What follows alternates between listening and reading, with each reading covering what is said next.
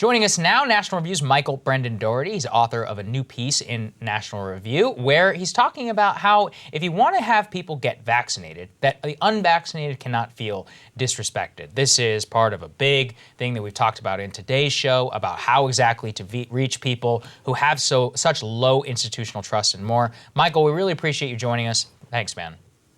Thank you so much. It's a pleasure to be here. Absolutely. Let's just start off with this. What do you think are some of the pathologies that we have seen as to why about 44% of the U.S. population does not want to get vaccinated right now? Well, I mean, the overwhelming reason is the simplest reason, which is they don't fear COVID as much as they fear the vaccine. People who are enthusiasts for the vaccine may find that very silly or innumerate or misinformed, but millions of people decided long before the vaccines were approved that COVID was overblown for them, that this was something that mainly affected people over 65. It wasn't very serious, especially for younger people who are generally healthy and fit. And so they don't want to take the risk of a vaccine. Whatever that risk may be. They've been told there are very few adverse effects noticed, but they worry about things like long-term effects. And they know from their own reading and study that, of course, a new vaccine for a novel disease in the midst of a pandemic, it can't have full FDA approval, it doesn't yet, and it can't have long-term studies on its effects.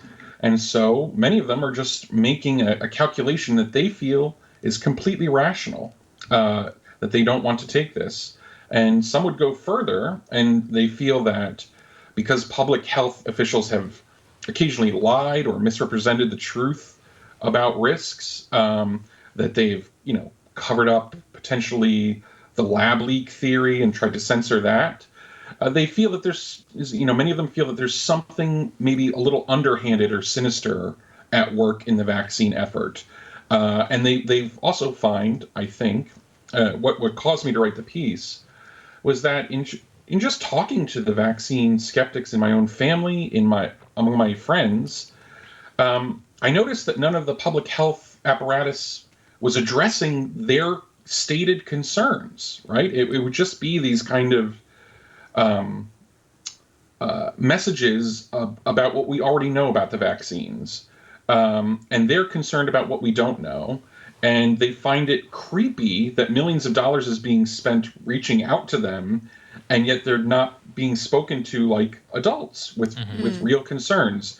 And like I said, in the piece, I think one thing that would go a long way towards reestablishing trust is just acknowledging some of the concerns, that it's normal to feel this way about a new vaccine, that it's normal to wonder about long-term side effects, that no, we can't know with 100% certainty that there are no long-term effects from these vaccines, but you could try to explain in a medically plausible way why that's such a low probability event.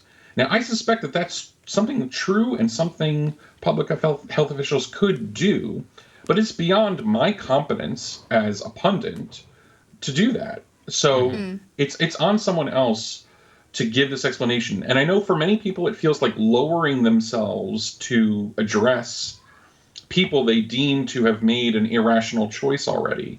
But if you want vaccines in arms, at this point, this is kind of what you have to do. And if you treasure your political animosities or your disdain for people who don't have the vaccine more than the campaign to vaccine, well, maybe that's an indicator that you're not as afraid of a larger unvaccinated population being out there as you think you are. Maybe you're okay with it. Michael, there's been a lot of focus on white conservative men in particular and the high levels of vaccine hesitancy there. If you look across, and this is something, a graphic that we've shown a couple times now on the show, if you look across racial groups, it's actually African Americans overall who who have the lowest vaccination rate. And there seems to be, a sort of, through line between what your income level is and what your education status is and whether or not you get vaccinated. Of course, African Americans disproportionately lower income in this country. So the reasons that you're giving here, based on your experience talking to people in your circle, your family, your friends, et cetera, do you think that those reasons are specific to sort of white conservatives, or do you think that they go across racial groups? Well, in general, I think the feeling that vax-resistant people or vax-hesitant people have that is common is this idea of, I don't fear COVID as much as I fear the vaccine, right? It's as simple and primal and elemental as that. But for different groups, there can be different mixtures of, or different reasons for simple mistrust in public authority. Whether it's, for white conservatives, they feel like, they may feel like public health officials endorsed the BLM protests last summer when there were still restrictions on outdoor activity, and they may think these people really don't have my interests at heart in some fundamental way, and there's something dishonest at work. For Black Americans, it may be an experience of something where they've heard about, their mother or their sister seemingly being treated differently when she delivered a baby at a hospital than other patients. They may hear other stories of how Black people are prescribed pain medication in different levels than white people. They may hear all this and just simply distrust the medical establishment or all establishments. And you have to speak to that as well in your public health messaging campaigns. It's interesting, Michael. I bizarrely saw a lot of criticism against you on this piece from a lot of people in the center left. Who were like, if Michael was real, he'd be like, Tucker Carlson's full of it, and he's killing people, and the Fox News Rupert Murdoch machine. I obviously know, I think your response is correct, but what do you say to those critics? Because maybe people are here saying the same thing, but like, you have a responsibility to call these people out. What do you make of the argument? Well, I think I disagree with Tucker, but among my friends and family, nobody even has a cable television subscription. They don't watch Tucker. They get their information from social media. That it's shared laterally, usually across Instagram would be the most common thing. Like people sharing Instagram stories of someone having a strange adverse reaction, and maybe a dissenting doctor that is hyping this up. Maybe they follow, Martin Kulldorff of Harvard, who was, a pioneer in designing vaccine safety systems. And he's saying, well, not everyone has to get vaccinated. That's a bit of a superstition. So the sources of where they get their information are various. But the big thing is, I would say, is this is a demand side issue. Average people aren't... it's not like misinformation comes through the internet and just hits them. Yep. It's they have a gut reaction, a gut feeling and response about whether the COVID itself is overblown or whether public health officials are being manipulative in some way.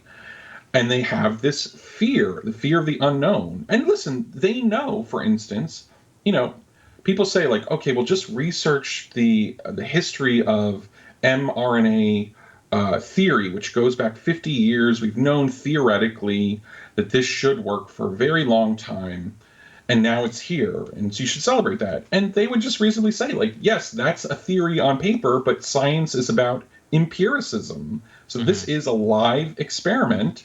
And some of them, one of my best friends from high school said, I am willing to be the control group. And that's his attitude. So you have to address those fears first, and the misinformation would take care of itself. Yeah. So, Michael, let me ask you on that. I think we're all on the same page that, some of the comments from the Biden administration recently are deeply troubling and authoritarian, and the idea that the government is going to tell all the social media platforms that you can be like internet death penalty for this or that person at their choosing. not good, right? But let's put that aside, okay? Would it work? Let's say that, the Biden administration goes and these 12 people that they keep talking about who are spreading so much of the misinformation, let's say they get them offline. They're no longer able to share whatever vaccine misinformation they're sharing. Do you think that would work to help reduce the fears of some of the people who continue to be vaccine hesitant? No. I mean, censorship is the thing that I hear most often about as setting off people's spidey sense that something is sinister about this. That's a great point. It totally increases their distrust. And like I said, what they want to hear are some of the most common things. So, for instance, the U.S. government runs the Vaccine Adverse Events Reporting site, VAERS. Its data is public. It's available for everyone. And during this vaccination drive, there's just been this huge surge of reporting across it of adverse events. Now, this is something you don't have to be a doctor to enter an event. I mean, people have said they've turned into the Hulk or other things. There's some really silly stuff on there. But lots of vaccine skeptics look at that site. That's not misinformation. That's government-hosted information. And no one in the government is really contextualizing it for them. And so all that's left is for Alex Berenson or Tucker Carlson to give context to that information. MIT found in a study of people who dissented from public health during COVID that they tended to use the same exact data sets as proponents of public health orthodoxy. They just interpreted it in a different way.